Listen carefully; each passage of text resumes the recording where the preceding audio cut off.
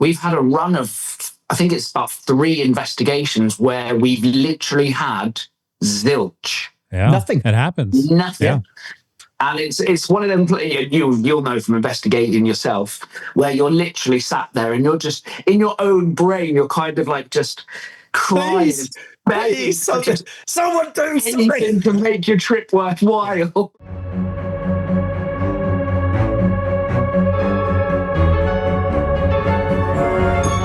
right, guys, we are back with another episode. And actually today I got Adam and Dan from Ghost Trip Investigations. All the way from the UK, you guys are joining us. All the way from the UK. Yeah, we had to be here at like 10 o'clock this morning for you guys because, what is it, like 4? It's like 4:35 there, right? Right now? It's about 4:30 in the afternoon here. Yeah, so we've already lived your day.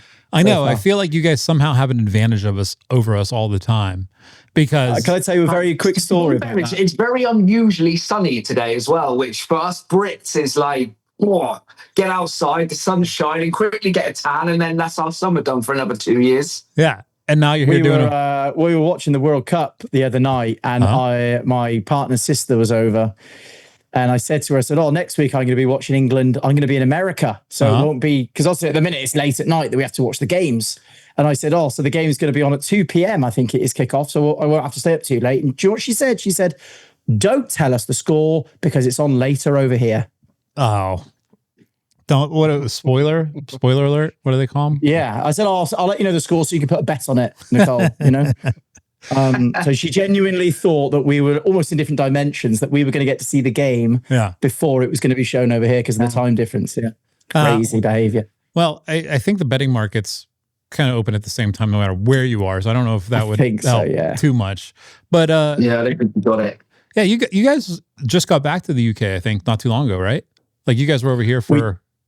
We did, yeah. We arrived back here literally 2 or 3 days ago. We got back from sunny Austin, Texas, which was eventful. It's a great little city.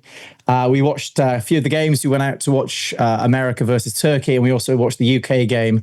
And also, our cameraman entered into the Austin Belly Flop Championships at one of the bars. Right. And won. So he is the current Austin national champion of the belly flop. And he's got a belt. And they've invited him back next year to defend his title. Yeah. That sounds like something you would do in Austin. Austin's a little crazy. I think the whole state of Texas is a little crazy, but us Brits absolutely love it. We got to kind of do a little bit of a whirlwind tour. We started off in San Antonio. We then had an investigation at Yorktown Memorial Hospital, which we'll touch on again a little bit later on, which was an absolutely phenomenal investigation. And then from Yorktown, we shot up to Austin. So it was about 4 days in total that we got to spend in the great state of Texas. It was an incredible trip. Yeah, Texas is really cool. I mean, and it's right next door. I mean, we're here in Louisiana. I mean, we could get to Texas in, 2-3 hours? I think it's like 3 hours. Right next door. Yeah, that's halfway up the UK for us. 3 hours. I just pop in the car and drive that 3 hours. It was funny, not to get too off subject, but the other day I was talking to somebody and you guys actually popped into my mind because I said something like, I was like, it's not that far of a drive. It's like 9 hours. And then for some reason, I remembered our conversation at Penhurst where you were like, no, we can get like from the top to the bottom, like 6 hours. And I was like, 6-7 hours. You're Cornwall all the way up to the top of Scotland. You've done the UK. I think the UK fits. It definitely fits into Texas once. I don't know if it's like the UK can fit like once and a half. Into one state. Do you know what I mean? So it gives you an idea of how small and mighty, may I add, that we are over in the UK. I don't think a lot of Americans truly realize how small our country is. And like you said there, like literally bottom to the top of Scotland, 6 hours. So when you guys do turn around and go, 9-hour drive, that's not too bad. In our little British heads, that's like up and down our whole country practically in a whole day. And it's just like, it blows our mind that how big your country is. You know, one time, what's crazy as well, even though we're so small, we've got so many different accents, so many different traditions. We call things completely different things. Like there's a big divide between the north and the south in England. So, you know, they'll call something completely different up north, as we call it. They call us the northern monkeys and the southern fairies. And there's this like kind of beef that goes on between the north and the south of England. But for such a small island, we've got so many different dialects, and it's really hard for us to, even though they're speaking English, it's very difficult for us to understand Scottish people. Because their accent's so broad, or if they're from Liverpool speaking Scouse, or Newcastle speaking Geordie, or, you know, it's just crazy. It's just for such a small little place to have so many different kind of afflictions in the speech. You know, we kind of have the same thing here in the United States, the North versus South thing. And we kind of fought a fucking war over it, like at one point. And there, I mean, either the dialect thing, I don't think it's probably as dramatic in America as it is over there. Like, you know, every once in a while you'll run into a population of people that are kind of hard to understand. Like these fucking, what do you call them, Carter? Cajuns. Like half the time it's good. I can't even imitate them. Shoot, depending on the parish that you're in, they sound completely different. Yeah. Like West Louisiana and Southeast Louisiana Cajun sound, they have often different dialects. You've got a real strong accent in like the deep south, like Alabama, Louisiana. Well, he's from. You've always got that kind of, you know. He's from Louisiana. Yeah. There's definitely points in Louisiana that sounds more like your typical southern state, like in Alabama or Mississippi. They have like that kind of southern traditional. But there's a lot of like French influence from like with the Cajuns and whatnot. Okay. So you know, actually, there's another big difference between the North and the South that maybe you guys can help me clear up. Because you're kind of like a neutral party. So for the longest time, there's always been this idea of like Southerners being more friendly and like quicker to say hi on the street, all this stuff, as opposed to Northerners who are like supposed to like, you know, see you on the street and like, you know, go fuck yourself. I don't want to talk to you. Like that kind of stuff. I would have to agree. Really? Yeah, I would have to agree. So we spent some time in New York. Yeah, we spent some time in New York, and the difference between people in kind of New York and Texas is vast. New York reminds me very much of London. You know, sometimes if you ask somebody for the time in London, there's a 50% chance you're going to get stabbed. Right. And I felt like that hostility is prevalent in New York as well. You know, you're on the subway, nobody talks to each other. Yeah. You're in London on the underground, nobody talks to each other. They look at you like you've just, you know, robbed their grandmother. But you go to southern states and the hospitality is fantastic. How y'all doing? You know, oh, come over to mine. Everyone wants to talk to everyone. It just seems friendlier. I don't know why. Yeah, no, it does. It just doesn't. You'll agree, Ads. Like we've done both 100%. quite a number of times, you know? Yeah. 100%. Everyone's more accommodating down south. And this is no disrespect to anyone in the north, because we've been in the north, and we don't get wrong, you're some lovely, lovely people. As a whole, I think the south is more accepting. They love the fact that we're there. They love the fact that we're experiencing the southern hospitality, as they say, in America. And it comes across a lot. And for two British guys that are over there on their own to kind of be wandering around. Obviously, we put a lot of our stories out on social media. We get a lot of people now recommending where we need to go and what we need to do, and if there's any help that we need to get. It's always the southern states that seem to olive branch out a little bit more. Well, I agree. As a northerner myself, I'm not offended at all, first of all. But two, to show how nice northerners can be as well, we can also help suggest haunted locations if you guys ever need help. Like every city that we're in, we know fucking everybody. Like, and everybody works with us. So if you ever need help or getting into a place or finding a place, like that'd be awesome. We can help you out. Yeah. Perfect. Great. Well, I'm kind of this. So, okay. So Southerners are more nice, polite. This is going to be slightly controversial, but I'm going to go with it anyways. I'm still saying Northerners are more intelligent. 100%. Oh, I'm throwing down the gauntlet. Here we are now, completely dividing America. Yeah. Fuck it. Like he's dividing the room. Yeah. Nah, I'm just kidding. We've got more street smarts. There's like 4 smart people in the South. I hope I'm one of them.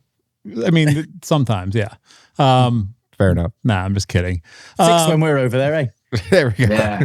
Nah, we've determined the that I'm a professional provocateur, and I just say controversial things to try to. I just poke the bear with a stick kind of vibe. So, guys, ghost trip investigations and ghosts.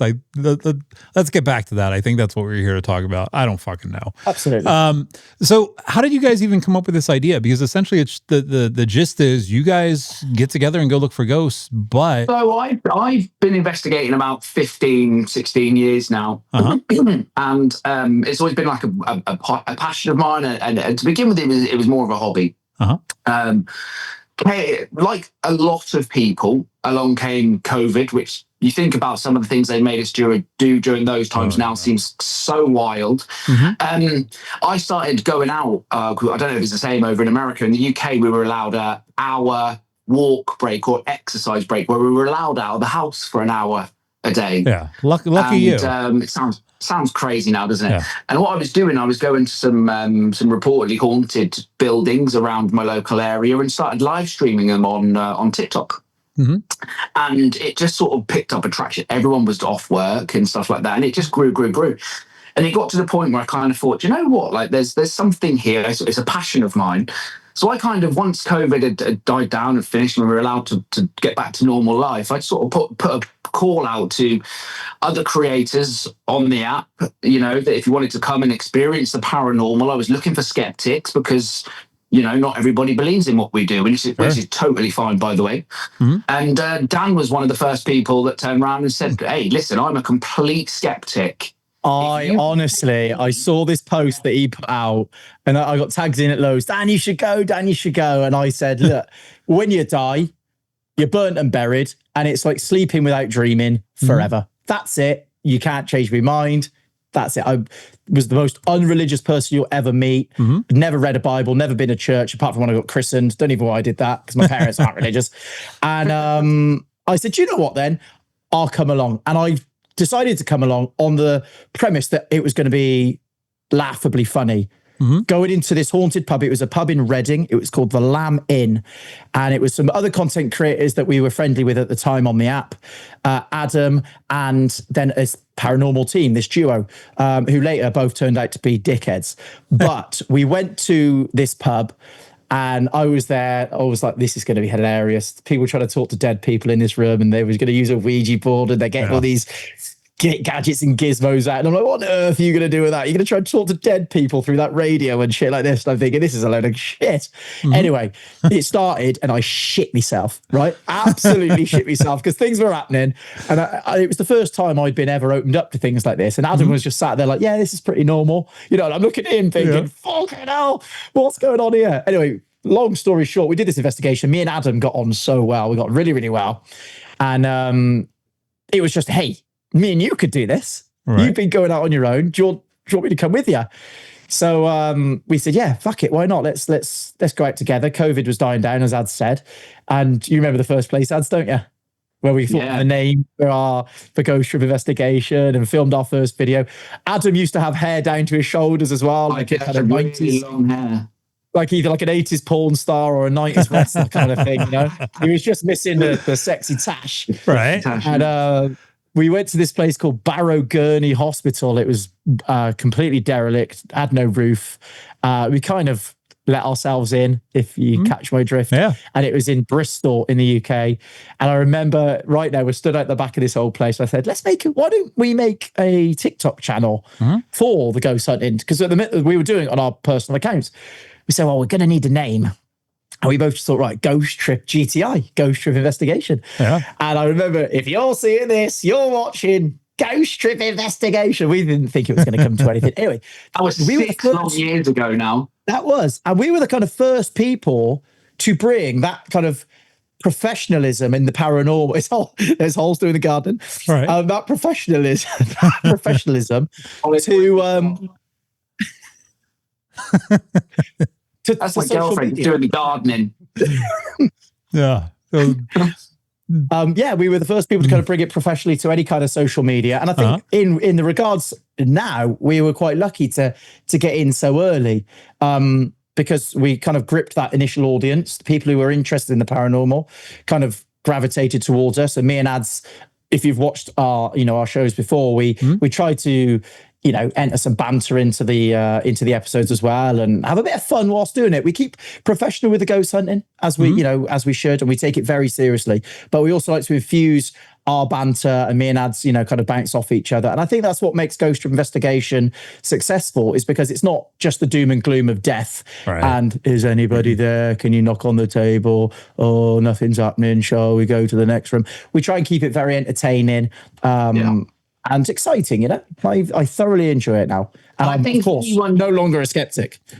Yeah, sorry for interrupting you there, mate. I think as well, for anyone who doesn't know us or know of Ghost Investigation, I think one thing that's really stood out for us and worked really well for us is the fact that all of our investigations are live streamed. None of them are pre-recorded. Every single investigation that we do is live streamed. And this is like not a pop at anybody under any stretch of the imagination. It eliminates all of the opportunity to mess around a little bit or I'm not saying anybody does, but it eliminates all of that from our side of things. It's all caught on live, and we do not throw the paranormal down your throat. If you want to watch our videos and something happens, we're not saying it's paranormal. We're only showing you what has happened to us at this location. Yeah, we're there to document it, and it's up to you to decide whether you think that's the wind or if you think that's Dave from 8080 knocking on the windows, Yeah, I think that's a really good way of doing it. I was actually talking to Jake Bruce the other day. I don't know if you know Jake. He does some paranormal investigations on YouTube and stuff. And, he kind of had the same philosophy. And I was thinking about it as I was talking to him. And I'm willing to bet one of the reasons people like it is because you're not telling them what to think. Or you're not telling them what it is. In order to get people hooked on your content, you have to engage their brain a little bit. And if you're constantly saying, this is what this is what that is, oh, there's demons everywhere, all this stuff, all of a sudden, like, they just become a passive viewer instead of somebody who's actually engaged in your content. Exactly. Thinking I wonder if that is the wind, or you know what I mean, like that kind of thing. Yeah. And there's stuff that's happened to us on investigations, and because we're filming live and we're broadcasting live. There's stuff that's happened to us on investigations where it's blown our mind at the time. We've been like, oh my god, like there's no explanation for this. And then when we go back and review the footage afterwards, there is that logical explanation. Yeah, Do you know it was that, Yeah. And a lot of paranormal teams would just shut up, stay quiet, and say, no, everybody thought that was a ghost, or everybody thought we caught something really paranormal on camera. Yeah. For us, we love to debunk it. Do you know what I mean? We we don't want to be seen to be fake. The second you fake one thing or something is, put in, that you're done. Yeah. Your whole... anything you've ever done in the past is under scrutiny. Do you know what I mean? So we do pride ourselves on, one, doing it live. So, we have upwards of 10,000 people watching. So there's no, fucking about, We've had accusations. Oh, you've got a third person with you hiding behind the door. And it's like, what they've done? They've managed to hide for 5 hours in front of 10,000 people on a live stream, have they? Yeah, just to push a door once. Yeah, exactly. I think that's the beauty of what we do, though, because we could literally, and this goes for every single paranormal team out there, anybody with a paranormal interest will understand what I'm trying to say here. You could literally capture Derek walking through a wall that looks like he's come from the Victorian era, and there will still be a 50-50 split of those that think it's real, even though it's there, right? It's still going to be that 50. You can't win in this genre that we're in. You really can't. No, you can't. I've been... that's why, I've been doing paranormal investigations for about 20 years, actually before I started this company. And for the first couple of years, it was fun to put stuff online. Like, hey, like I caught this shadow person at Rolling Hills, and but now it's honestly the paranormal community, like it's kind of lost its mind a little bit. Like, not everybody, of course, like you said, 50-50 split. And by the way, they don't know which 50% I'm talking about. So I guess everybody can get mad at me or think that I'm not talking about them, whichever one they would prefer it. But like, like this idea of like interpreting what they're seeing on the screen and, 50-50 split. I always say, listen, look, you've got the debunking community, which a lot of them are actually really pleasant, nice people that will have an adult conversation around their logical thinking. You also get the few that just will try and tear apart every single video that you put out. Again, we put content on social media. We're open to that happening. But ultimately, and I always say this, you can't prove either way what you wasn't there. So you can't prove that what we've caught or what we believe is paranormal isn't. Just as like vice versa, if they go on investigation, I might think something's bullshit. I'm entitled to have that opinion that something, but I can't prove that it's bullshit. Right. Yeah. Well, all of it, it's all based on opinions, and you know that it is such a split. And the paranormal community, like you say, is especially over the last couple of years, I think it's turned a little bit toxic. We just enjoy what we do. We don't get involved in the negative side of things. We just crack on and we have fun with what we do. And I think that's the key point of doing what we do. When it becomes not fun anymore, we won't do it. We're having so much fun with it. We love it. And we love the community that we've built from it as well. It's incredible. Do you know what it is as well, though? I think sometimes, like, people say, oh, they're going to watch a ghost hunt. They're going to watch a paranormal investigation. They've watched too much Hollywood. They think it's going to be like The Exorcist every time. They think they're going to see mine and Adam's head spin around 50 times. We're both going to throw up. All the chairs and tables are going to levitate to the ceiling. And then a demon's going to come in and roar at the screen. And if that doesn't happen, they go, oh, boring, innit? You know, well, if you just stood in a room, the paranormal would be boring because the chances of you catching something every single time is very, very slim. You know, there's a lot of waiting around. There's a lot of, which is why, because we do it live, we have to have that entertainment value, not from the paranormal side, but me and Adam have to keep the audience engaged. Because if we were just solely to rely on the paranormal evidence, it'd be a very boring thing to watch. Do you know what I mean? Oh, yeah. But you've got to keep it entertaining, you know, but it is not like the movies. And I think that sometimes people think it's, you know, it's The Exorcist, it's whatever. But in reality, it really isn't. Well, I wish my head would go spinning because we've completed it then. Oh, you've done it. You've won. We found the paranormal. You know, I don't think it's just movies either. I think it's just the whole. So I mean, this is my opinion on it. You know, these ghost hunting shows have been around for like, you know, for a while. I mean, I think like Ghost Hunters and all those guys got started like 20 something years ago or something, right? And, mad. And as time goes on, it's like everybody has to up the previous generation. And I'm not going to mention any names, but now we have, you know, ghost hunting TV shows. Mention them. Well, I got to be friendly with. I'm always like trying to play, you know, the neutral ground here, but everybody knows who I'm talking about. And then all of a sudden it became there's demons everywhere, and everything's out to possess you, and everything's out to follow you home, and everything's out to ruin your life.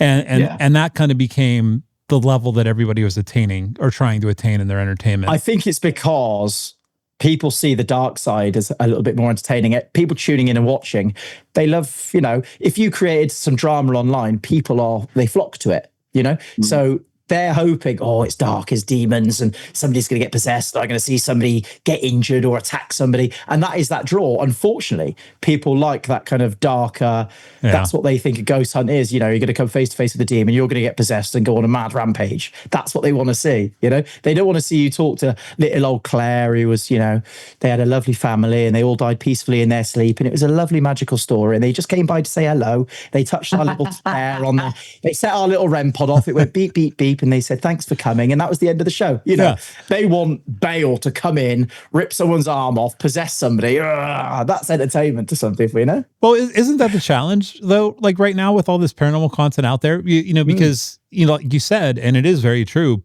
paranormal investigation is actually very boring. You know, you'll be there 8 hours, 7 hours and 45 minutes, there's nothing going on unless you get lucky and it's, you know, it's a good night or whatever. So how do you take those 15 minutes and make sure that you're still providing the entertainment that people are expecting? Because some people have taken the different approach than you guys, and you guys might have seen these videos where, hey, we're paranormal investigators, we're going in this house, and they just run around the house for 2 fucking hours screaming, hyperventilating into a fucking paper bag, acting like everything's in the house is going to kill them. Yeah. Like, and you guys obviously not taking that direction. So no. So no. Do you know what? We've got a very, I'm biased because I co-own GTI, but I think we have the most incredible community that understand that sometimes it can be boring. We've been in investigations. We live stream for about 5 hours. We've been in an investigation. There was an old prison that we went to, a police station, where literally, and I mean literally, nothing paranormal happened for 4.5 hours. I'm looking at Adam in the break and going, fucking hell, mate. We've got 10,000 people watching us here. We haven't heard a tap. We built this venue up. It was like it's where the Peaky Blinders were kept. Peaky Blinders in Birmingham. In Birmingham. No shit. And nothing happened. And I'm thinking, fucking hell, what are we going to do? You know, and we can't just throw something. We can't fake something, as you know. So we're just literally sat there twiddling our thumbs. So there were some old police uniforms in the corner. We started dressing up as old coppers, you know, putting on. We're still trying to provide that entertainment because people do watch the show. We were running around this prison in police outfits. Yeah. I think the beauty of the paranormal is if you are a good person and you're entertaining, we attract people that watch our show that don't give a monkeys about the paranormal too much. Mm-hmm. They watch to see me in ads and the banter, and you know, we get a lot of messages saying, you know, I live alone or I've been really unwell and I love watching you guys. The banter, it makes me laugh. You know, there's not many paranormal shows that you tune into that make you laugh. Do you know what I mean? Yeah. Normally you tune into the paranormal to hide behind the sofa under a blanket, shitting yourself. Right. But because we do this, I think that makes up for those quiet times, those quiet, you know, investigations where fuck all happens, nothing. And we could just make it entertaining. But yeah, we've been on investigations and it's been worrying. Previously to our last investigation, which was Yorktown Memorial Hospital in Texas, which we only did last week, we've had a run of, I think it's about 3 investigations where we've literally had zilch. Yeah, nothing. It happens. Nothing. Yeah. And it's one of them, you'll know from investigating yourself, where you're literally sat there and you're just, in your own brain, you're kind of like just crying. Please, someone do something to make your trip worthwhile. But you know what, though? I think it's brilliant sometimes when you have an episode that nothing happens, because every single episode that you did was a fucking Hollywood blockbuster. You'd thinking, hey, hang on a minute. Yeah. But you're telling me these lads are going out every fucking night and they're getting scratched, bitten, having things thrown at them, intelligent words coming through voice box and things like that. I think it validates the fact that we're doing things properly. And look, if nothing happens, nothing happens. We always treat it like a music album. You know, Ariana Grande releases an album. They can't all be #1 bangers. Right. Do you know what I mean? Yeah. So you've got to treat it like your investigation. So, you know, some may be good, some may be shit. And some of the ones, they're shit. But on those shit ones, you've got some, you know, a bit of character to fall back on with me and ads and the banter. And then sometimes it's just 100 mile an hour, full speed. You know, we've had to leave some investigations early because it's too overwhelming. And we're like, fuck it out. We've uncovered something here. And there's places that Adam is the scared one and I'm the brave one, you see. Oh, and of course, he switched them roles up very quickly there. I will admit that he is a very brave soul. I shit myself. But he screamed my names a few times, haven't you, Ad? All right. It happens. And on investigations as well. You've done it as well. So but no, you know, Adam is the braver one out of the two of us. But there's some venues that even Ads doesn't want to go back to because of, you know, things that have happened. And for me as a skeptic, that kind of solidifies the fact that there is something out there. I'm not saying that it's, you know, it is ghosts. We don't know. Maybe we just haven't got the equipment available or the technology to communicate with whatever it is that we're trying to communicate with properly yet.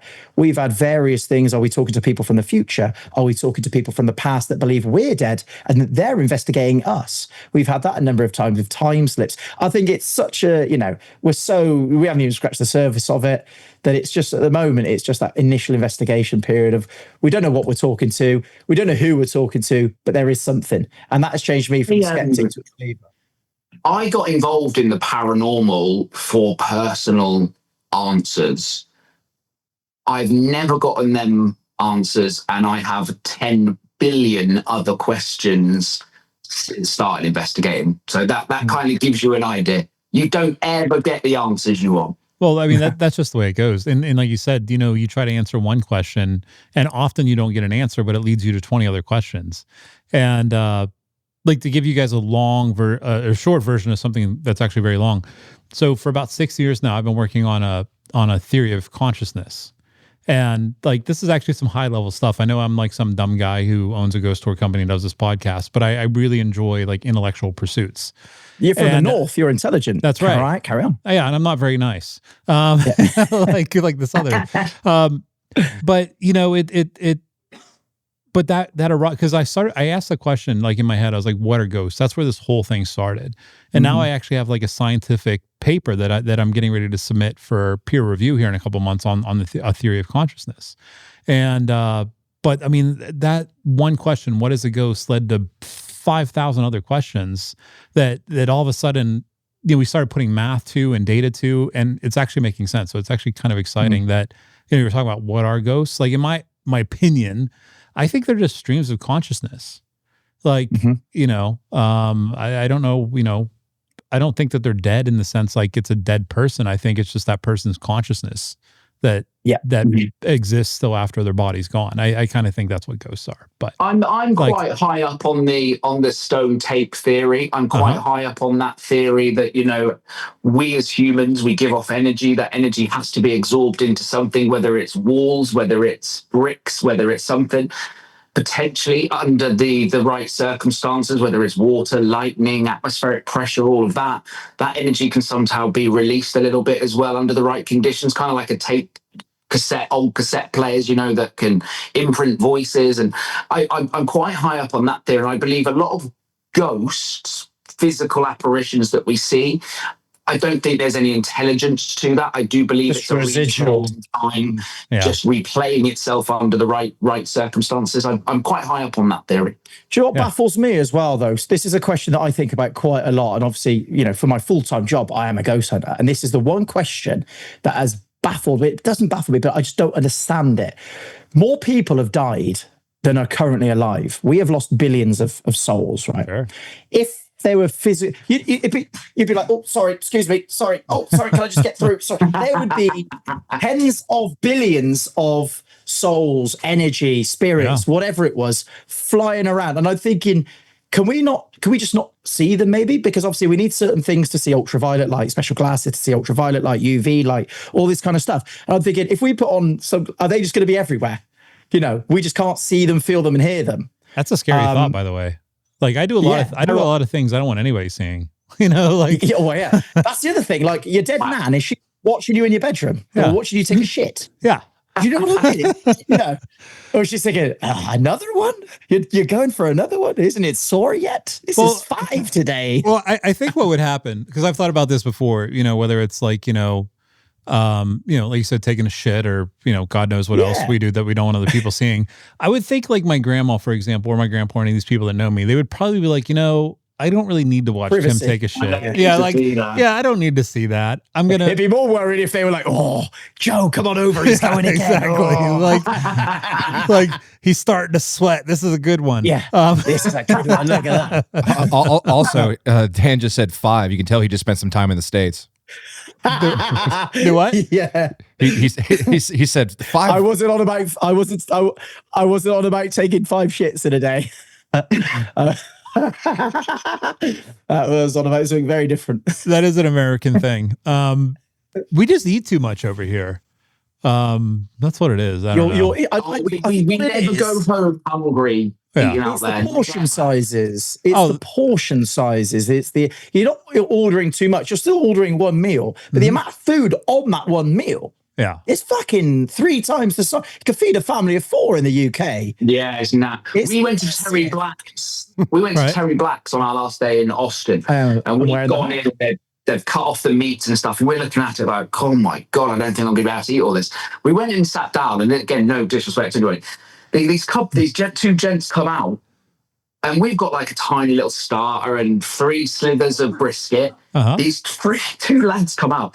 They've got this jar of mac and cheese. They've got looks like a whole brisket on his plate to himself. They've got the whole cow basically on their plate. I'm just sat there like, I know I'm going to be full on. And listen, I'm quite a big guy. And I'm sat there, there's no way he's going to wedge through all of that. And they both did. And I'm like, wow, that is unbelievable. Yeah, that's why we die at 78 of coronary heart disease and like all that kind of stuff. You'll be lucky to make it to 78 down here. Yeah, that's it's. But bringing that up, it's funny. We got all these World Cup fans over here right now, and a lot of them are from Europe and stuff like that. And I've been watching like the reaction videos and stuff like that. And so I've never been to Europe. I've never. I guess that like makes me not cool. 46, never been to Europe. So I know like, especially in the UK, like Americans sometimes pick on your food, like how bland it is, baked beans and sausage. Beans on toast. Yeah. Pretty much. Yeah. No, I don't have an opinion because I've never been there, but it does seem like you guys have really shitty food over there. Before we digress on that, I will say one thing, right? Because like your food is better than ours, right? But this is key. All right, our chocolate is elite compared to your guys' chocolate. I don't doubt it, because all we have over here is like Hershey's. Just to add to that as well, I'm sorry to any Americans watching this. You make a shit cup of tea. I'm sorry. We'll own that. Yeah, we'll own that. That's totally on us. No, I think the funniest one for me, and by the way, I'm sure that your guys' food is not really shit. I'm just playing around. But it's all right. It's okay. But okay. But the funniest thing for me was the number of TSA agents at the airport that were catching people trying to sneak ranch dressing back, like in their luggage, and they're like, "You can't do that!" like, and that blew my mind because I just thought, ranch dressing was everywhere, like in the world. We don't have it. We just don't have it. Yeah. And seasoning, you season everything over there. Right. We do the whole season. Our seasoning, a little bit of salt on it. Bit of salt, a bit of pepper. That's the seasoning done. Yeah. Yeah. Yeah, they were. I mean, it was to the point that TSA actually started putting pictures in the airport. Like, hey, if you want to take ranch dressing back, put it in your checked luggage. Like, you can't carry that onto the plane. Like, specifically for fucking ranch dressing. Well, that proves that you must be. Maybe we should start GTI ranch dressing. Maybe we should start selling it. I don't know why an American company has not brought ranch over to the UK. It would be probably because it's made with ingredients that are banned over there. Maybe.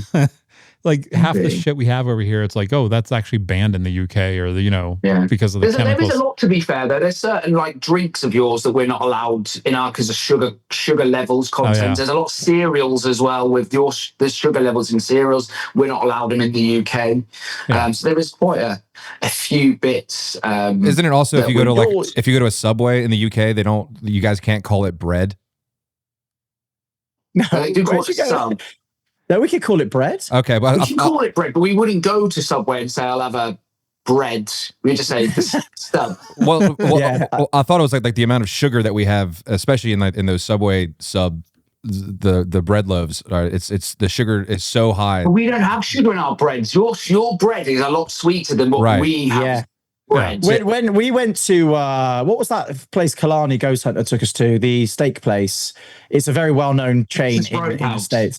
Texas Roadhouse. We went to Texas Roadhouse. Yeah. And they said, "Oh, do you want some bread to start?" Fucking hell. They brought this bread out. It was like going backwards. It was like we had to start with our dessert. Right. Yeah.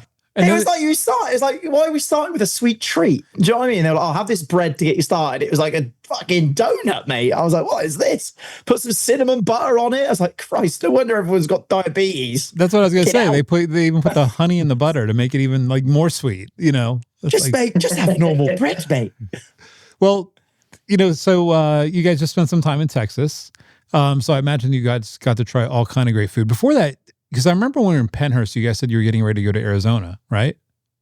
Yes, we did Arizona as well. Yeah, we've been there before Texas. Yeah. Yeah. So walk me through that trip a little bit. So Arizona was a really cool trip. We're very lucky that we've been to Arizona about 4 or 5 times now. And a little fun fact for everybody watching at home: we are the international global ambassadors.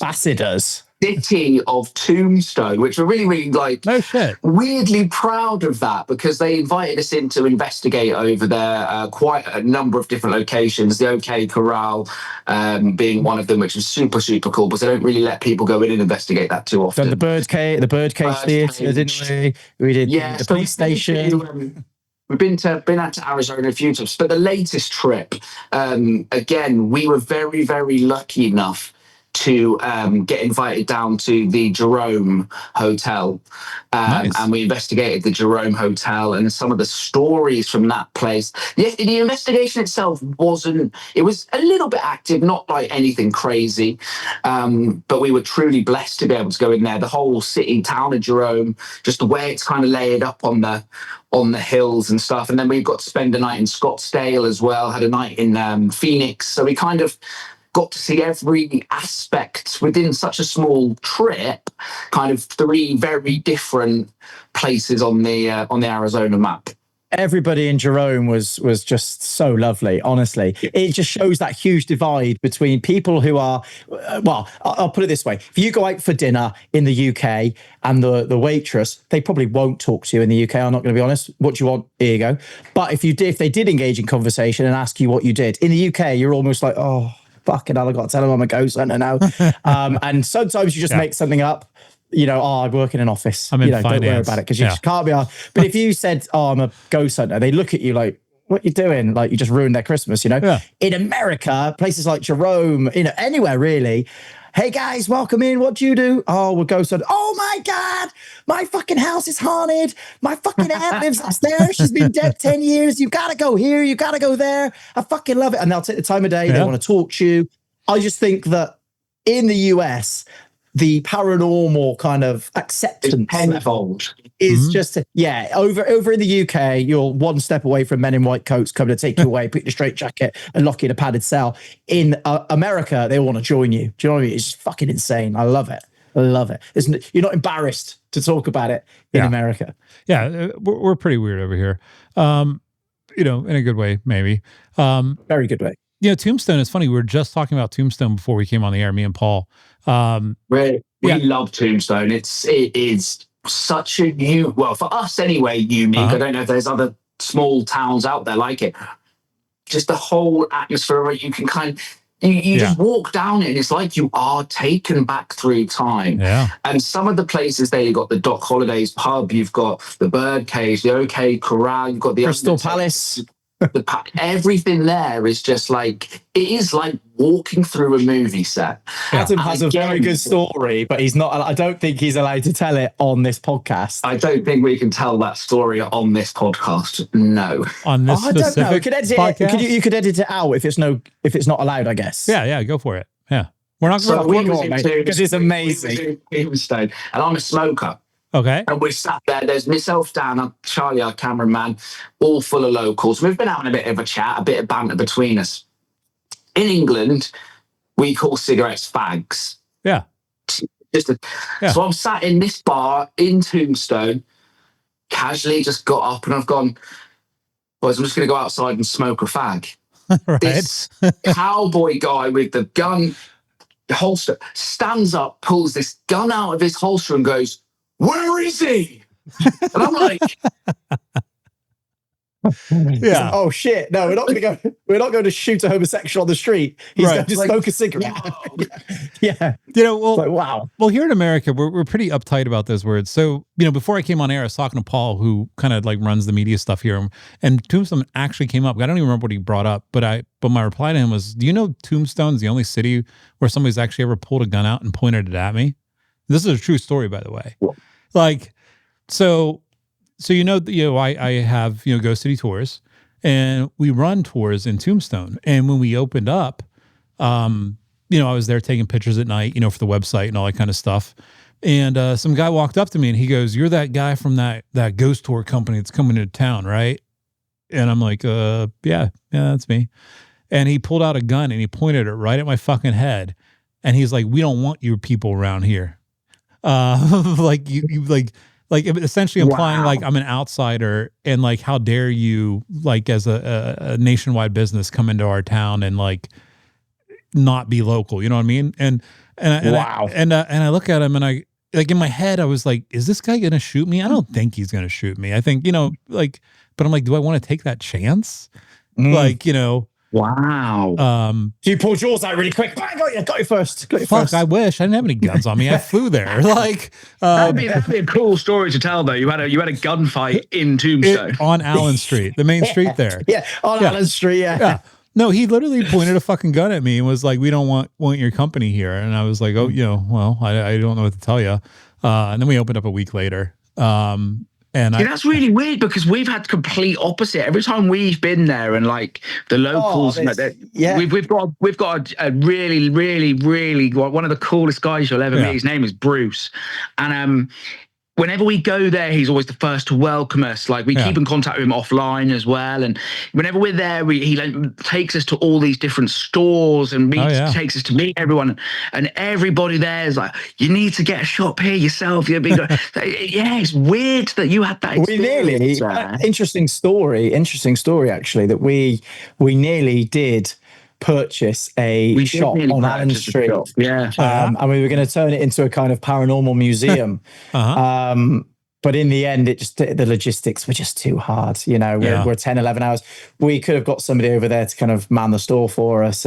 But just going over there, you know, I've got 4 kids and a missus. Adam's got obviously a partner as well. So having to keep flying over to manage this museum on the other side of the world, it sounded great. It sounded such a dream to have like your own haunted museum in Tombstone.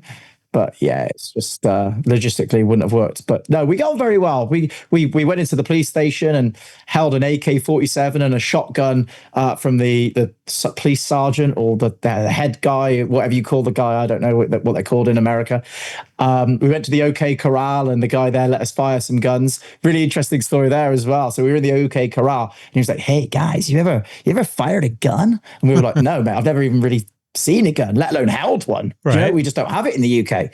He's like, come out the back. So we go out the back and they do like a gunfight. They do like a reenactment out the back in the OK Corral of, you know, Doc Holliday and then all having a shootout. And he's like, right, there's that wall there, hands us a handgun. He's like, right, here. They showed us how to hold it or whatever. And we just started firing this gun at the wall. And like bang, bang, bang. And then all of a sudden you were like, woo! Oh my fucking God, the police are here. Like, you know, he popped his head over this wall. He's like, "Hey, John, everything all right in there?" He's like, "Yeah, man, I'm just teaching these British guys how to shoot." He's like, "Okay, have a good night." I was that it? Like nothing. I thought, oh my God, we're in jail. We're going to fucking prison here. Do you know what I mean? He was just like, have fun, boys. I was like, oh, okay. Ow. You know, it's great. Welcome to America. We love our guns. Yeah. Fuck yeah. So Texas, you guys spent some time there you're talking about. So the Yorktown, I've actually been there in Texas. You guys said you spent some time there. It's been a long time since I've been there. I want to say it's been like 10, 12 years since I've been there. To be honest, all I remember about it was that it was pretty active. And if I remember correctly, we thought we were talking to a nun. Does that sound right? Nuns. That's exactly we had, yes. Yeah, so there's 2 nuns that ran this. It's an old hospital ran by a couple of nuns, which later turned into a drug rehabilitation center. But they detested, we were told on entry, Eddie, the guy's name was that came to see us. He was a great guy, very animated. And he said, "I gotta warn you guys, they fucking hate men and they fucking hate tattoos." And we were like, oh, for God's sake, okay. Brilliant. What a mix. We have a couple of those to our name. Anyway, so it was great. So there's a couple of nuns and he told us all about the murders that had happened at this hospital. And there was a chap that found out his wife was cheating on somebody. So he went in when they caught him in the act and, you know, stabbed them all and killed them and turned the knife on himself. There was also a whistleblower when the nuns were there and they found out that he was going to tell, you know, the world about the mistreatment that these nuns were doing to the patients. So they chopped him up into little bits and popped him in the furnace. And the furnace is still there to this day. The blood spatters are on the wall still to this day from where this, you know, this man went crazy to find out his wife was cheating. It's a very dark place. It's very, very, there's nothing positive there at all. There's a lot of rats, a lot of cockroaches. But one thing they did say when we walked in, they goes, "Now, guys, we've got Godzilla here." And we were like, what is this guy on about? What are you on about? Godzilla. I was like, right, okay. He goes, "It's this fucking 15-foot snake. And I keep it here to eat the rats." And I was like, oh, so every time we opened the door or opened the cabinet, we were like, "Godzilla, is he in there?" You know, we were making sure that there was no massive. We still don't know if that's a true story or not, by the way, but we just went with it because he was we weren't gonna snake. Yeah. He'd given it a name and everything like that. We weren't gonna mess with him. But no, any paranormal teams watching, if you get a chance to visit Yorktown Memorial Hospital, great place, great location. Very dark, very active. It was great, really good fun, really enjoyed it. Scary for once, you know, we don't get scared too much. We speak about, because we've done it for so long, sometimes we can become numb to activity that happens around us. And, you know, something that happens to the viewer, it will blow their mind. But because it happens to us on a regular occurrence, we almost dismiss it, you know? But really, it's like, fucking hell, that said that, or that noise was made over there. And we just, oh, there's a tap over there. But what made that tap? Why is it making that tap? Do you know what I mean? So Yorktown was one of the first investigations that kind of brought us back down to earth and thought, fucking hell, I'm scared. Yeah, a little bit scared to be there, yeah. Yeah, and it was really cool. Those are always the fun ones. Yeah, because like you said, after a while, you kind of become numb to a little bit of this stuff. Like you do. Like even at my house, like I see shadow people fairly often to the point they don't even bother me anymore. Like I used to be like, if one would walk out in front of me, I'd jump and be like, you know, oh fuck, like, you know, that kind of stuff. The last one I saw, I actually reached out and tried to touch it. I was laying in bed and it walked by my bed and I was like, I'm going to see if I can try to touch this thing. Wow. I don't know that I did. Like, if I did, I didn't feel anything. But yeah, nothing happened. Yeah, you kind of become numb to it, and you kind of look for like the next high or something. You know, like the next big things that can keep happening. If anything, 2 seconds, I'm just going to have to get my portable charger. I've just had a notification saying I'm on 10%. Sorry, apologies. You don't have to run. I mean, it's a great visual, but you know, around the house. You just grab it, and then it's. So, you know, where we're at, we're actually right outside of New Orleans. And we've been told to come to New Orleans so many times. So we've never been. You know, because of who we are, we have relationships with everybody, you know, all the hotels and restaurants and, you know, haunted museums. Like we just, you know, because our tours frequent a lot of these. So, you know, and you know, it's in their best interest to be associated with us as well because of how big of a company we are. So, yeah, if you guys ever come to New Orleans, like we'd love to. Honestly, put you on some good It's been on our hit list for a long, long time, but not just New Orleans. Like there's some places in America that we would love to get into, and there's some of the older hotels, and they allow paranormal teams in, but it's getting them at a time when they've got no bookings, or trying to get it that far in advance where they've got nobody else in there and stuff like that is really, really difficult sometimes to kind of find these places where there's nobody staying that night. Okay, let's have that night then. Do you know what I mean? Yeah. Well, you know what? I obviously I have no idea what the next few months for you guys look like. But in October, we're holding a special event. We actually rented out a whole fucking hotel here in New Orleans, one of the most haunted hotels in New Orleans. Like we rented out every room, and we're just going to have a couple influencers come from out of town and like do some ghost hunting stuff. So if you guys are coming back in October and you wanted to come to New Orleans, we could probably get you this access that you've been looking for. Where are we in October? Is that Paracon? No, that's November. We're in New Jersey in November, aren't we? Yeah, no, this is not Paracon or anything. This is really just like Ghost City tours. We're just like, fuck it, let's go rent a hotel and like have all the rooms and, you know, invite some people into town and do some ghost hunting. I actually think I think Steve and Dave might be coming down, and Nick and Tessa might be coming down too. I think. Okay. Like, I don't know if you have. I'm not saying how to plan your vacations to America, but if you guys have you guys happen to find yourself, Nick and Tessa, actually, aren't we? In a couple. Yes, we're seeing them in a few months. Yeah, they're coming over to the UK to the Paracons that we're running over here, so it'll be really cool. We briefly met them at Penhurst. They seemed really, really nice. Yeah. So yeah, looking forward to them coming over to sunny UK. It'd be great. Steve's not coming to the UK, is he? I know that guy's terrified of fucking planes.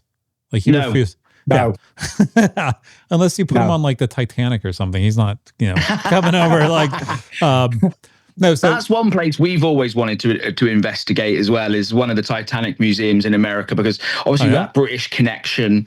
It's most probably one of our most requested American investigations. We've just never managed to kind of get it over the line. So if Titanic are watching, we'd love to come over and do something with you guys. Yeah, it's a big one for us, and like I say, it's most probably our most requested as well. We could probably get you into one of them.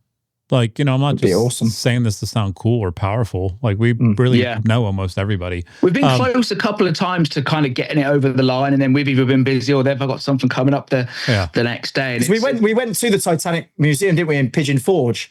And the people there were like, "Oh my God, we know you guys, we love you guys, we watch your stuff." We were like, "Oh, can we speak to somebody in charge of events?" We got an email, we emailed them, nothing. That's actually the one I was thinking of, because we run tours in Gatlinburg, which is just 15 minutes down the road from Pigeon Forge. Right corner. So we went to the one in Pigeon Forge. It was fantastic, you know. So if there's any chance we can hire out the museum for an evening or an afternoon or something and do an investigation, our British audience, as well as some American audience as well, we'd love to be able to do that, you know. Yeah. Well, we might be able to make that happen for you. We'll see.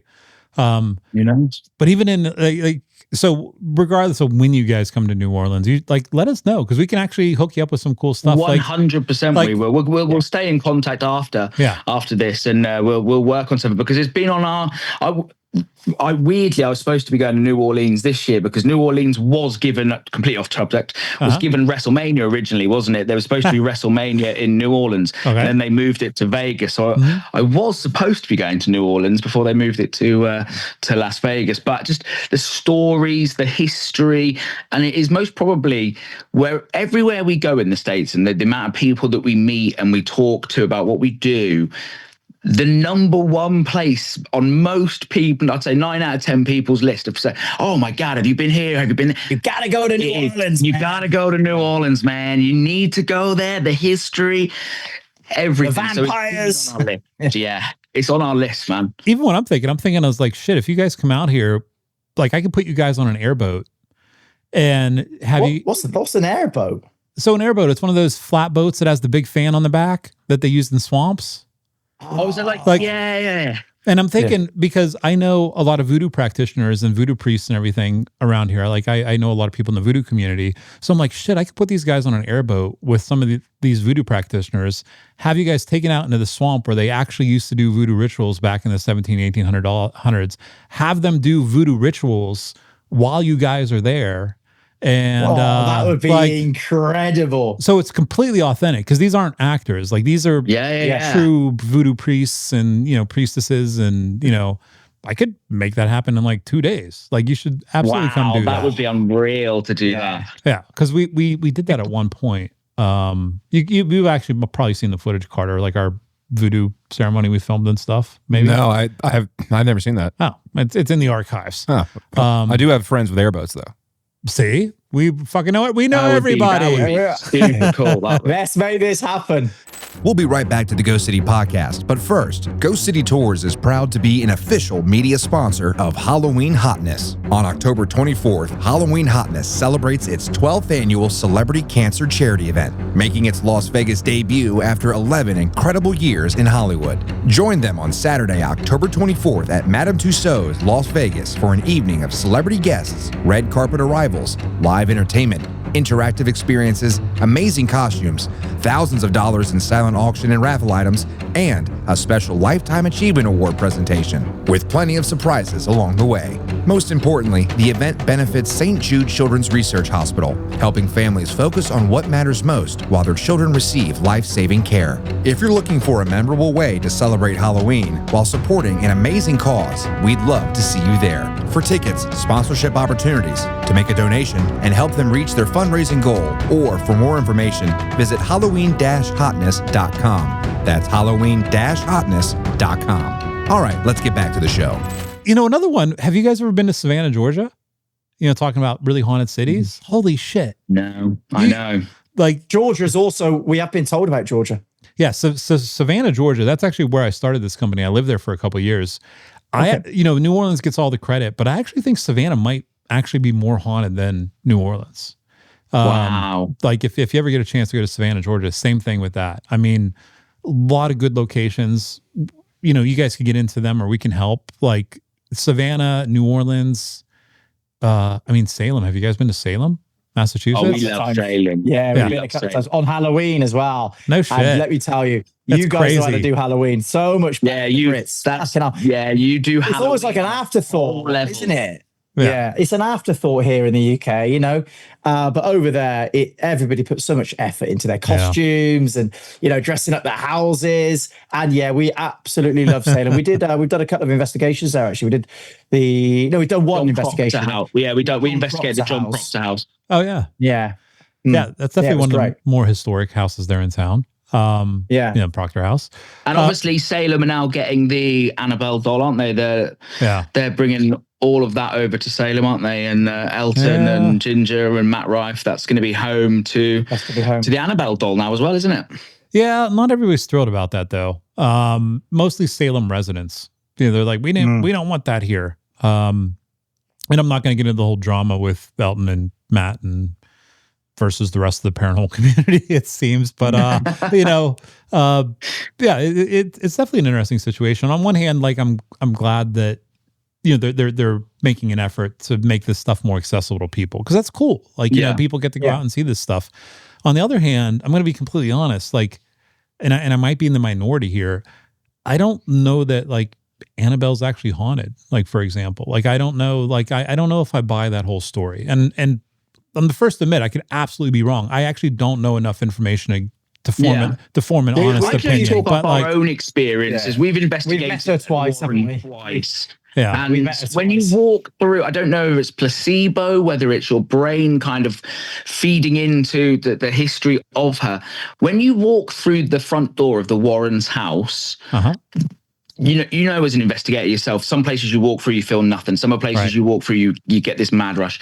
There is a mad rush of energy the minute you walk through their front door. And when you go downstairs and you go through the tunnel that leads to the museum, I have done it long enough to know what my normal feelings are.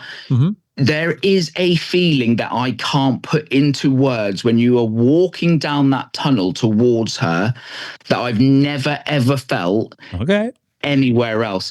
And again, obviously, we don't get involved in the drama or say, I've seen both sides of the story of her moving. Yeah. I can only go off our own experiences that we've had with Ginger and Elton and Rick and others at the venue. They've always been the most wonderful people to both myself and Dan. Right. And when you go in and you see Annabelle there, I physically can't put into words how it felt. And when we were there, we got some very, very clear EVP responses when investigating her. This is only our personal experience from her. Do you know what I mean? She is an attraction. She has an aura about her. The vibe is off, though. The vibe is off. Yeah. Whether it's placebo, I don't know. But the actual evidence that we got from her was very, very good. Okay. Well, that's why I said I don't know enough. But in my head, just everything I hear, I'm like, really? Like, it's this. So, I'm not going to get into the whole story because I know that our audience here has heard this a dozen times before. We had Annabelle in New Orleans. Like, she came to our store. They brought her down to the store. And then things went chaotic in New Orleans. We had a plantation burn down. That's right. Oh, yeah. I remember that. Yeah, I remember that, yeah. Yeah, and then a few days later, part of Marie Laveau's house burned down. All these prisoners escaped. So this is going to sound very egotistical of me. I got blamed for that. Like, for real. Like, you personally got blamed for that. I got personally fucking blamed for that. So, and not by, like, sane people, because sane people realize that's a stupid, like, I didn't fucking do any of that. There's no correlation there between that burning down and what you've done or been doing. Yeah. Oh, like, it's in the newspapers. Like, you can fucking Google this shit right now. It's your fault for bringing them Annabelle over. Yeah. So my company here, we stopped counting at like 60. I got over 60 death threats. Like, legit fucking death threats, because people thought that me allowing Annabelle to come to New Orleans caused all this damage. And then it turned into all this other crazy stuff too, because it was a plantation, and then race got brought into it, and all of a sudden Tim has, it's all and I'm like, Jesus, I just like attraction to the just I was like attraction in. And it even got to the point where I was talking to some sheriff's deputies, and they're like, yeah, we know all about it. We know who you are. And all the stuff that's going on. I was like, well, and what I did, because I'm behind your back. No, what I did, because I'm an American, I can go do this. I went and bought 6 more fucking guns. And, but yeah, we got blamed for that. That was actually kind of funny. So, you mentioned that you were getting EVPs and other evidence when you were investigating Annabelle. Like, can you go into detail about what was happening when you were investigating at the Warrens? The EVPs that we were getting they're not going to be nice. They're very derogatory. There was a lot of get the fuck out of here, fuck off. We want you to die. There was a lot of like, fuck gods. There is no heaven. All of that kind of thing. So it was semi-religious, weirdly. Yeah, it was weirdly, wasn't it? We've never really had that too much. It's never been really heavy. And we're not religious people either, are we? So no, we're not. We're not religious people. I mean, we believe in something. don't 100% believe. If you're really good, you go and float up into the sky and you're with all your family. If you're naughty, you go down with all the murderers and burn for eternity. I don't know. You might be, I don't know. But whatever was coming out of the doll was very negative, was very kind of devil-like, fuck God, you're going to die, burn forever, all that kind of thing. Which is weird because we've never had that before. Yeah. So we always say this when we go to, say, a prison, we will get a lot of EVPs that relate to the place that we're in, which kind of solidifies, and it's an intelligent response for us as paranormal investigators to gain relevant words and relevant sentences, relevant history in a particular location is fantastic evidence, because it means it's not just nonsense coming through a word bank or, the REM pod, interacting EVPs, with the EMF and all the EVPs. So to get relevancy is brilliant for us. So, if we go to a prison, we don't get things that are related to, a town hall or something. So when we were with the Annabelle doll and it started coming through very blasphemous, is that the word? I think it is. And, it put us on edge a little bit because we were thinking, because I'll be honest, I thought she was a little bit of a gimmick. I thought it was going to be a bit of an attraction thing. Come and see the world famous haunted Annabelle doll, but when you are physically stood in front of her, as Adam said, there is something off. She's got an aura. The vibe is off. She's very negative. And you almost don't want to be near her at all, even though in your mind you're thinking, fucking hell, Dan, it's a Raggedy Ann doll in a glass cabinet. What's it going to fucking do? But you just don't know. You don't want to tempt fate. You don't want to say anything just because of the stories that you've heard, like the plantation burning down, like the prisoners escaping, like people, Rick, the nicest guy ever, he was telling us about people that dropped down dead or had accidents after visiting the property and speaking ill of Annabelle. And he's always said to us, Annabelle is just a name that we give the doll. What is actually inside her could be, it could be anything. But yeah, it was very negative. And we actually slept over one of the evenings. We've done it twice. We decided we were going to sleep the night there. And that night, all three of us, I very rarely get nightmares. Even our cameraman, we had... All of us had horrific dreams that night. And I'm talking about murdering our family and, things that you would never normally even contemplate of thinking in your head that would transpire into a dream or a nightmare. But these dreams were horrific, chasing people around with knives, murders, killing, blood, guts, gore. And I had them for 3 consecutive nights. Three consecutive nights, the worst dreams you could imagine. Then they just stopped. Then when we went back again, I don't know if it's something within your brain, so I thought, I wonder if it happens again. I came home from investigating her again. It didn't happen. So it only happened the first time that we investigated the worst dreams, 3 nights on the bounce. But it makes you think, like, is it placebo? You're thinking, oh, she's fucking horrible. She's evil. She's the devil. She's a demon. And you go to bed thinking that. So you that's going to play in your mind. I don't know. So there's this place that I went that I talk about frequently. It's called Old South Pittsburgh Hospital. It's in Tennessee. I don't know if you guys have heard of it or been there. I've heard of it, yes. I've heard of it, yeah. If you guys get a chance to go there, I've been to a shit ton of haunted locations. This is the most haunted place I've ever been. And long story short, I'm not religious myself either. So that's why I sometimes feel funny using the word demon, because I'm like, I don't really think they're like Satan's army or whatever. But whatever you call those things, like, I'm very certain that we ran into one of those at Old South Pittsburgh Hospital. It's the only one that I've ever ran into, because like in that part of that specific room where this was happening, things became very violent. Even during EVP sessions, the kind of EVPs you guys were describing, very similar. And what was even more weird is that it like knew everything about me. Like, because once I started getting the feeling that this is like not normal, I would ask questions like from my childhood that nobody knows the answer to. And it fucking knew the answers. Then I was like, what the fuck are we dealing with here? And when I went home, so this lasted for almost 2 years. Like the horrific nightmares you guys were talking about, and mine were very similar. Like, not always the same. And I don't like talking about them too much, because I feel like if I talk about them, it's going to like bring them, reignite it. But not every night, but this went on for 2 fucking years. I had a hard time with people coming to my house, because if they'd come to my house and like hang out and watch a movie, at some point during that fucking movie, you know, they would get pushed on the couch or scratched or their hair pulled. And, you know, for normal people, that's enough to make you want to leave the fucking house. Like, it's like, you know, something pulled my hair, I'm out of here. Yeah, that went on for like 2 years. So, you know, what you guys are describing with Annabelle kind of jives with what I've personally experienced when dealing with something that, you know, I'm not calling it a demon, but it definitely did not feel like a normal haunting or a normal ghost to me at all. Yeah. It was off. There was something off about it, very off. And again, I think, you know, every aspect of the paranormal, especially with, you know, people that put content out as well, is there to be scrutinized. It's human nature that if you put content out there, you're kind of opening yourself up, and we accept that.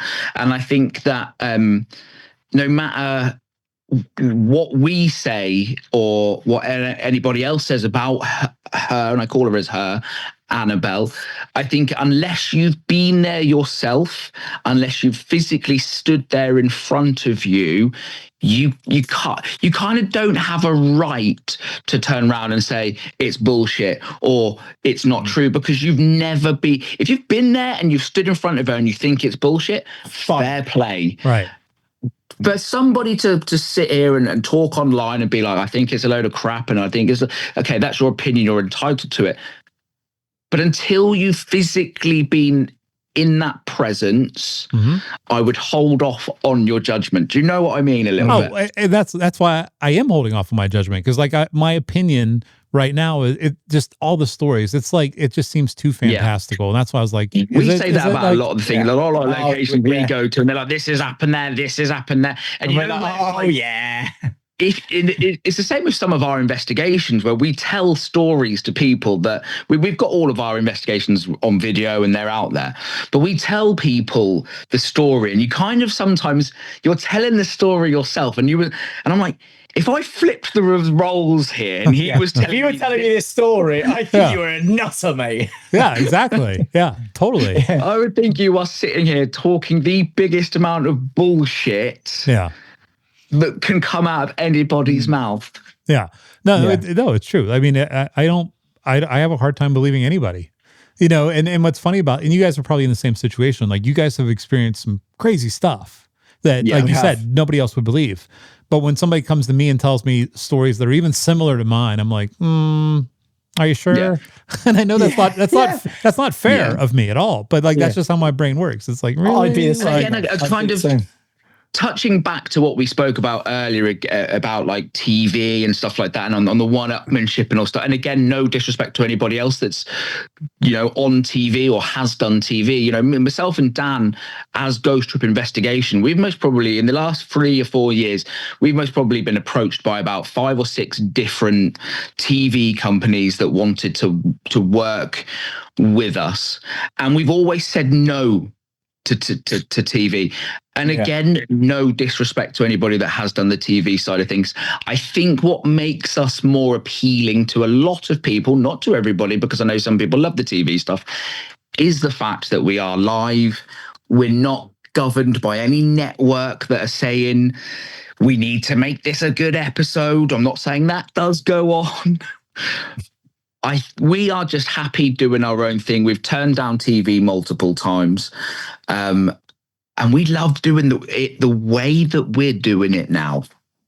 Yeah, I think just to kind of summarize us with it being online and things, there's millions of people online. We had a huge boost of people coming into the internet through COVID and whatever.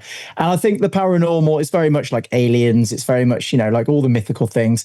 If, you know, with football, for example, okay, excluding the World Cup, but I always use this analogy. So football, if you love football, you're going to watch it. If you don't like watching the football, soccer as you guys call it, you're not going to watch it. With paranormal, whether you believe or you don't believe, there's still that intrigue. So it does, and it can appeal to everybody. Even if you're not a believer, you'll think, all right, let's fucking watch this then. Let's see, you know, what they do find. So it's not just cut and dry, you know, it doesn't separate an audience that, you know, it doesn't cut off an audience. It includes everybody, skeptics, believers, non-believers, whatever you want to call them. But I think it just appeals to everybody. And that's why we love doing it online. We can reach a huge audience. We can be true to ourselves. We can explain things in our way without, as Adam said, being governed by, you know, some kind of producer or guys, that is happening, throw tap on that wall, throw a rock, whatever. We got to make this good. We can't put this out on the telly. An hour of silence, load of bollocks. That's another word apparently that the US didn't really understand us saying at Paragon. Bollocks. Yeah, bollocks. We love that word. But yeah, we love the live aspect. We love, us also being, entertaining and making people. We've had people. We went to a GTI wedding. Two people that met in our family group on Facebook, and they were just chatting away. Oh, I watched GTI. They were in one of our fan pages, and we got invited to their wedding, and they got married. So there's probably going to be GTI babies, and it's great. It's great.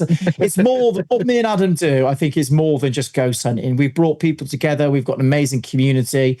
And it is almost like just a huge GTI family, and they'll support us wherever we go, whatever we do, which is fantastic, and that's what I think social media should be all about, creating these communities and having some fun along the way. We love what we do, and we love the support that we get doing it.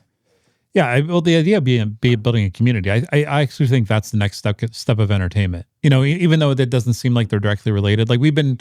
We invest a lot of money here at this company into infrastructure and studies and marketing and like all that kind of stuff.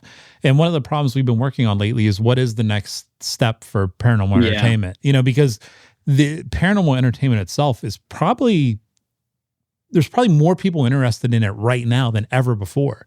Agree. Like especially it's right up there, isn't it? At the minute, the peak. Yeah, I mean, like even the crazy stuff like right now with like the UFOs and UAPs and stuff, like our silly governments, like starting to release all this stuff. Everybody's becoming very interested in it, but there's no, back in the day, you had like the Sci-Fi Channel or Travel Channel that had all this money that they could put behind promoting these things, and it was a very like unified effort.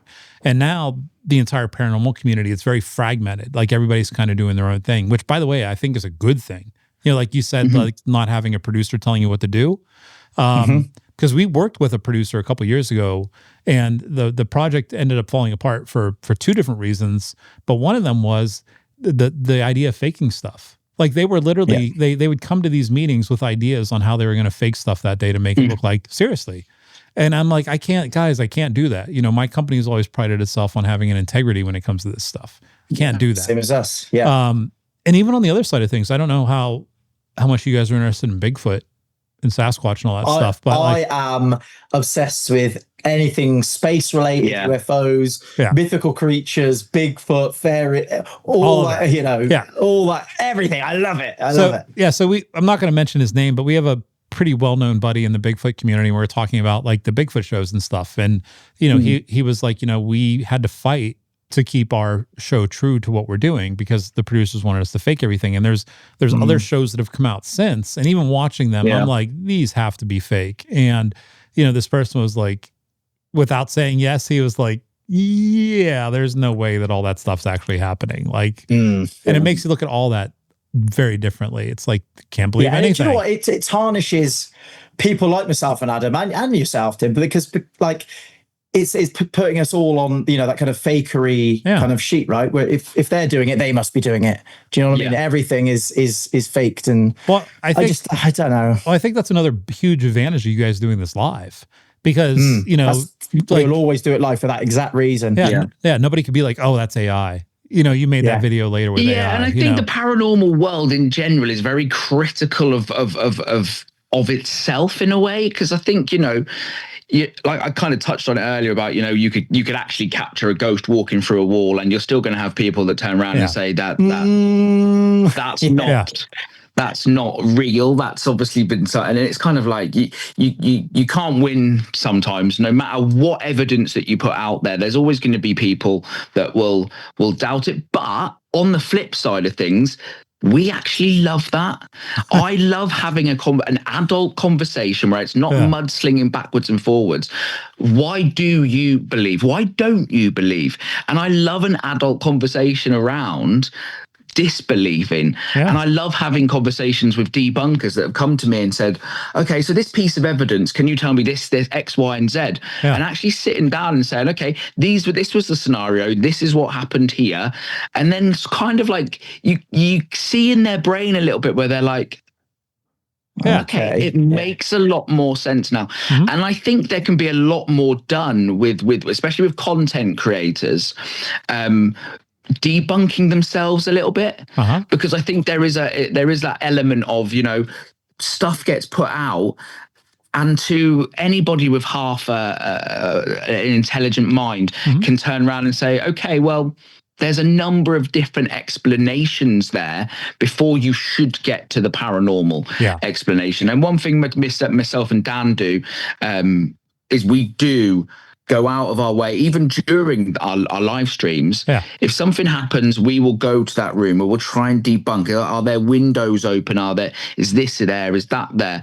And again, I think that's one thing that I'd like to think that does make us sort of stand out a little bit. Yeah, we try to debunk things so much that on every investigation, we pay somebody to sit there and record the entire live stream. During the live stream, his name's Rich or Gibbsy, depending on who. And we say, Rich, can you send that over right now? We're going to review it live. So we'll clip that bit. He'll send it over, and in front of the 10,000 viewers, whatever, we'll review it live. We'll review it live, so they can't say, "Oh, you doctored that after the event. You know, you've messed about with the footage." We'll say, "Nope, send that bit over right now," and we'll always take pride in, you know, being completely truthful and honest. And if it's not paranormal, we're going to say, "Guys, debunked. That was not paranormal. That was the heating pipes. That was the wind, whatever." Because we just feel like it's not becoming a joke, but there's so many people out there fighting for, especially with social media, fighting for attention, fighting for views, clicks. And there are certain channels which, you know, they are an entertainment channel that you can clearly see it's fake. But it's the teams that are saying that it's all legitimate, it's real. And from an investigator's point of view, you could tell it's a load of bollocks. Do you know what I mean? And we pride ourselves on being completely genuine and authentic, because hopefully people are going to want to tune in to that authenticity and watching something they know is real, if they have a true interest in the paranormal, you know? Well, there's always... Do you want to know what sorry to digress, but just very slightly. Do you know what I hate within this, like in our community? The words I hate: "You're not doing that correctly." Oh yeah. Where's the fucking textbook? I hate that terminology. When we do an investigation, we put videos up. Well, you're not doing that correctly. Yeah. Who says? Yeah. Because your way of investigating is very different to our way of investigation. There's no school for what we do. Right. We're all kind of learning on the job as we go along, and we get wiser and we get older, and we've done it for a lot of time. I hate that. You're not doing that correctly. I wouldn't do it. You shouldn't be doing it like that. No. I hate that terminology in what we do. Or they watch something and they come up with their own interpretation of it that's so ridiculous. And they'll argue with. So the last piece of paranormal evidence I put up, I was actually at Rolling Hills Asylum up in New York. I don't know if you guys have been there or not. We haven't not yet. No, it's a really great place. And I recorded a fucking shadow figure walking right across the hallway in front of me, and there was a window at the end of the hall, maybe 15 feet behind it. I mean, even as it's passing like the window, and like, you know, I mean, in my opinion, it's one of the better videos of a shadow person that I've ever seen, even though I just took it myself. I mean, if you know what you're looking at, there's really no, like, you could dispute what it is, but there's no disputing the fact that. But there is movement, there is something. Yeah, and the number of people that were like, "Oh, that's your shadow. That's all this other," like, and I'm like, motherfucker, I'm standing still. Like, you could tell I'm standing still on the fucking camera. You could tell that I did not come out of that fucking room and go into that fucking room. But that's what this did. I think there is a whole debunking community, which I think can actually do more harm for a debunking community than what they're actually trying to do. Yeah. There's multiple people, and I don't know if it's the same in the States. We've got a few in the UK that they do debunking videos on sort of popular paranormal teams, and they'll go through a debunk where they're showing clips. And it's like, what they're debunking and what they're portraying as facts, they're actually getting wrong themselves. Like, for example, like we had one that went for one of our videos. We've got a touch-sensitive bear. It's a touch-sensitive bear. And during he's like our mascot, isn't he? Yeah, he's like our little mascot. And during this debunk video, he's gone, of course that bear's about to light up because it's REM activated. And it's like, the information that you're putting out there as fact from yourself is completely wrong. And you've got a following of people that are taking your word for gospel, and I think they can do more damage to it's water off a duck's back to us, but I've seen a lot of sort of the smaller teams that are just enjoying what they're doing. The information from these debunkers that's being put out is incorrect, but because they've got a bigger following, it's automatically shit on this small team because the misinformation that's been put out about their investigation. Well, see, I do this podcast for fun. I mean, we make a little bit of money from monetization or whatever, so I don't have to worry about offending anybody. So I could just say whatever the fuck I want. So I've been this whole debunker thing, because you've brought this up a couple times now, and I held my tongue at first. But so this is not every debunker. I think, I don't know, 75% of these people that call themselves debunkers, what they do is they say, I'm a debunker now. And somehow in their mind, it gives them some moral high ground where they think that they're better than everybody else. And by the way, they're not all of them, because, and by the way, I do think obviously debunking is important, but there's a lot of them where I'm like, this person is just a miserable piece of shit. Like, because all they do, so actually, so there's this one guy, I do not know his name. I think he's actually from the UK. I want to say his username is something about a beard or something. I don't know. I don't know who you're talking about. So anyways, okay. So if you know, I actually don't remember his name, but I think but if you know who I'm talking about, whatever. That's cool. So for some reason, this guy started popping up on my fucking feed. And I don't follow him. I don't give two shits about the fucking guy. But I'm like, I think what happened is I made the mistake of clicking like read more, because I was like, oh, what's he talking about? And then Facebook thinks that I want to see this shit more. So now I do. Yeah. I mean, he's just a miserable fuck. I mean, like all they do is just bitch. And it's almost like, I call myself a debunker. Therefore, I have the moral high ground. I know better than all these people. They're trying to fool you, and I'm trying to save you. Meanwhile, like I'm reading some of this. It's almost like a knight in shining armor swooping across the room. Yeah, and it's kind of like, look at me, I'm here to save the day. And also, as well, sorry to interrupt you there, Tim. Yeah. I also think a lot of them are failed paranormal investigators themselves. Oh, of course. Where they've been out, they've wanted to get an audience through their own investigating. They failed to gather a following from their investigating. Yeah. So they've then thought to themselves, well, I can't get the audience and the claim of being a good paranormal investigator. What else can I do that's going to get me an audience, but keeps me within the field? Yeah. Let's go shred everybody else apart. Yeah, and it's so transparent what they're doing. At least to me it is. I'm like, because I've got that opinion too. It's like those people who can't make it as musicians, so they hate every new band that comes along, even though they try to sound like them, but they suck. Slipknot sucks. I'm like, well, your band kind of. Yeah. Anyways, it's the same thing with these debunkers. I do think good debunkers are very valuable to the community, but I think debunk, but debunking is certainly important because, like we touched on earlier, there are a lot of teams out there that are just after the clicks, the views, look at this, oh my God, look what I found. And it is important that we do separate the teams that are going out there, finding genuine evidence. Okay, they're having a laugh while they're doing it. They're not messing about with the paranormal side. Like me and Adam, we have a lot of banter, we have a lot of laugh. We take the paranormal side very seriously. But there are a lot of teams out there that are just out for clicks and whatever. And it is important that there are debunkers out there that say, look, we're going to separate the good from the bad, so people don't think that the fake stuff is the norm, that, all this activity should be happening all the time. As we touched on earlier, me and Hans have been out so many times and fuck all's happened and we've just had to, make it entertaining from a me and Adam perspective. But it's important that the community and the people that watch these shows do understand it's not Hollywood. Not every time is going to be a fucking blockbuster. So don't expect these people that you're watching and there's, things are flying around the room and all this shit. It is not the norm, because otherwise you're going to watch the real deal.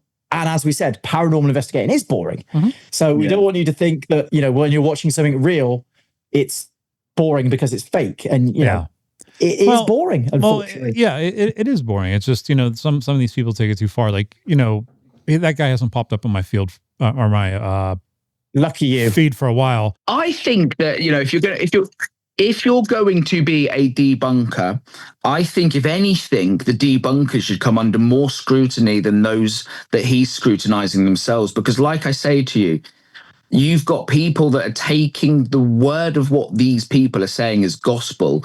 If you're going to debunk something, you have to be 100,000,000% correct on what you're debunking.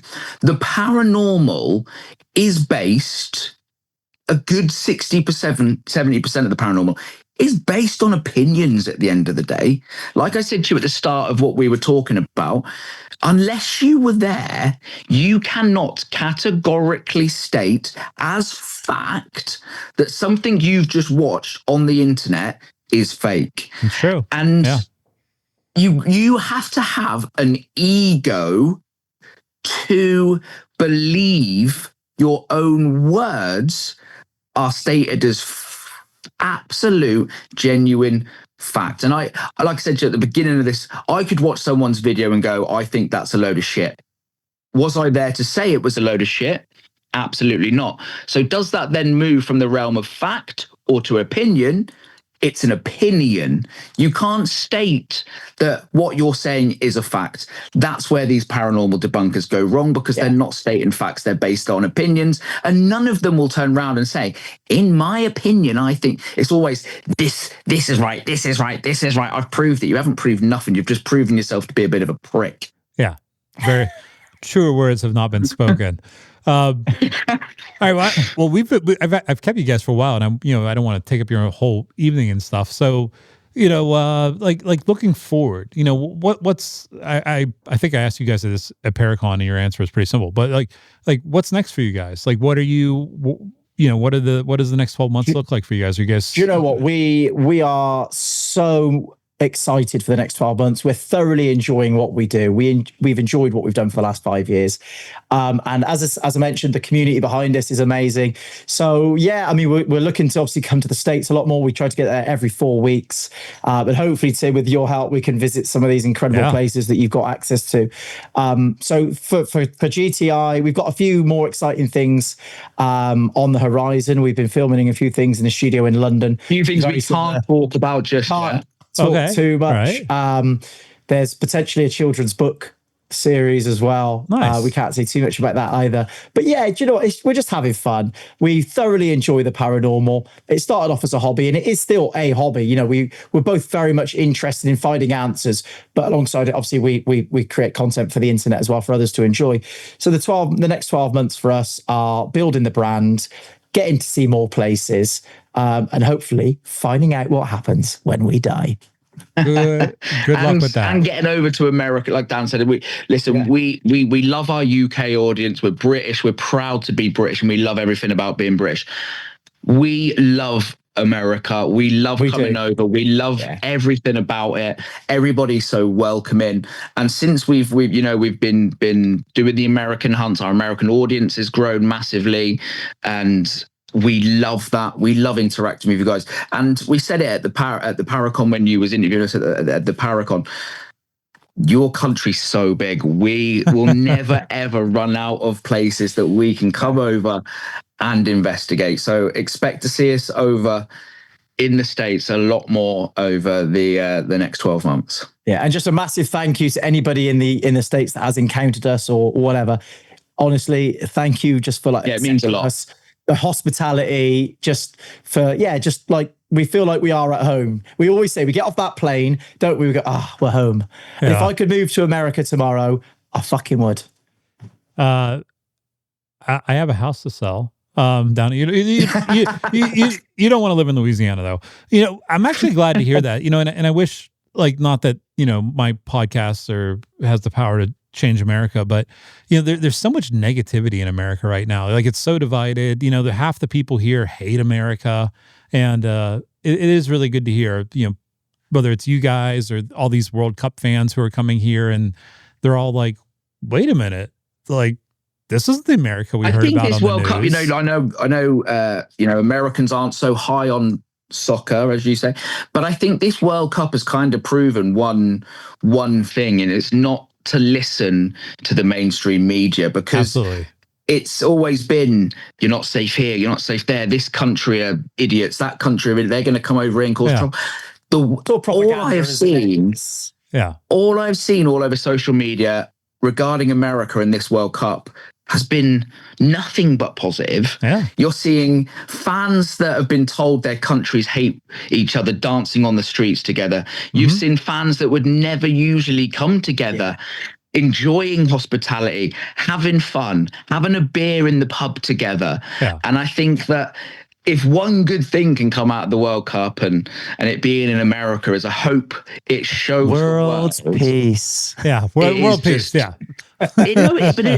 Without sounding all, just go over, enjoy America for what it is, because trust me, it is a fantastic country. We love it. And I think the rest of the world, after this World Cup, are going to start realizing, you know what? You've been missing out. It's fantastic. We're in a good position to be able to stay. We're very impartial. We've lived in the UK. We've been to the States every single month for the last 2.5 years. We visited lots of different places, met lots of different people. And I can categorically say it's brilliant. Everyone is lovely. We've never, ever really had any negative experience whilst in the United States of America. And, touch wood. Long may that continue, by the way. Yeah. So, God bless America. It's true. And maybe soccer will become more popular here. Do you know one thing I would say about American sports, and this is only off the limited, like I say, we've been to one basketball game, I've been to one ice hockey game, kind of seen a bit of baseball games. Do you know what I will say as an Englishman, sort of from the outside looking in? Every single game is a spectacle, and it kind of starts as a spectacle from the minute that you get in and you take your seat. There's something either going on the ice or on the field. Then, like when we went to watch the ice hockey game, for example, you had all the lasers coming on and the players coming out, singing the national anthems, and then the B-52 bombers so patriotic, stood there singing the national anthem, and then like it's from start to finish, it's more of a show, and I love that about your sports, because British football, soccer, for example, you turn up to your seat 5 minutes before kickoff. You're not allowed any alcohol on the stands. They don't allow you to have a beer watching. So you have to wait till half time. You only get 15 minutes half time. You go downstairs, have a piss, have a quick drink, there's no showmanship to it. It's literally out, play, done. Yeah, that's it. It's all about efficiency over there. You've got your cheerleaders, you got your fucking jets going over, your eagle swooping in. Mate, we got a couple of dusty pigeons flying across the pitch to get shooed off. Do you know what I mean? So, without keeping you guys here forever, so if people wanted to, watch any of your videos, learn more about what you're doing, where can they find you online?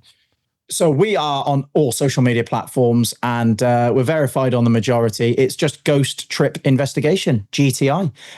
You can watch on YouTube. It's our kind of polished American visits. We have a videographer that comes with us. You get to see a little bit of behind the scenes. So there is a little bit of that Brit in America kind of culture as well. You can see us trying new things, having a night out, going to see some of your kind of really, really cool attractions and landmarks, and then the best bits of the hunt, so you haven't got to sit there for 4 or 5 hours watching the dead space moments. If you want to watch one of our live investigations, we do those on TikTok and Facebook. We usually do 4 investigations every single month, 1 a week. So just follow Ghost Trip Investigation, and you'll be able to keep up to date with where we are and when we're out, to provide some entertainment and hopefully some spooky findings. I didn't know you do an investigation a week. That's pretty much been like that for the last 5 years. People think, I do think, I know we're kind of wrapping things up, but I do think there is this misconception nowadays where it's like the paranormal is the easiest thing to do. You put a few videos out online, you get a follow. It has taken us 5 years of hard graft, live streaming once a week. And, like I say, the UK is fairly small, but people see you live for 5 hours and think that's your job done. They forget about the 2 hours that we've had to travel up the country, 2 hours back down home. Then we've been out in the middle of fields in January in -3 in the pissing rain, after an investigation, and everyone else is at home watching tucked up in their bed. And now it's time for us. We've got to get all the gear together. We got to get back in the car. We got to go and stay in a 2-star hotel for the night, get up at the crack of dawn, drive 3 hours home. Do you know what I mean? Yeah. Get back. We've got screaming kids. You know, they don't see that. They just see the 4 hours that we're live. But, you know, that's part of it. We're not going to moan and complain because that's part of it. You know, if you've got to take the rough with the smooth. But I just think that some people just think that, you know, you're out there, you living the high life. It is the high life. We love it. It's great. We get so many opportunities, but you've got to be prepared to be stood in a muddy, shitty field at 3 o'clock in the morning in the rain in -4 with nothing happening. You know, miles away from your bed. 5.5 years of hard graft. Going out there, putting content together, and listen, we are so fortunate to have amassed collectively, I think it's around about 4 million followers across all of our pages. We are super blessed. We are super lucky. And long may it continue. We've got so much more to come. Well, I think that's a perfect place to end the podcast. So, well, I really appreciate you guys stopping by. Thank you. As well, Tim, it's been a blast. Obviously, everybody behind the camera as well. Thank you so much for making it happen, for inviting us on. We've had a great time. Yeah, Tim, I don't want to we've got this saying in the UK, I don't want to blow smoke up your ass. I don't know if you say the same thing in the US. There's some podcasts that we've done, and it's kind of a bit like, so tell us about. Genuinely, my friend, it's been a pleasure. You've been fun to talk to. You've made it fun for us as well. So thank you for that, my friend. Yeah, no, I appreciate the compliment, and right back at you guys. This episode was brought to you by Ghost City Tours, your guide to the haunted side of history in over 30 cities nationwide. From restless spirits to unsolved mysteries, our tours bring the dead back to life. Book now for a haunted city near you at ghostcitytours.com. Be sure to subscribe to the Ghost City Podcast on YouTube, Spotify, Apple, and wherever you get your podcasts. And remember, stay spooky.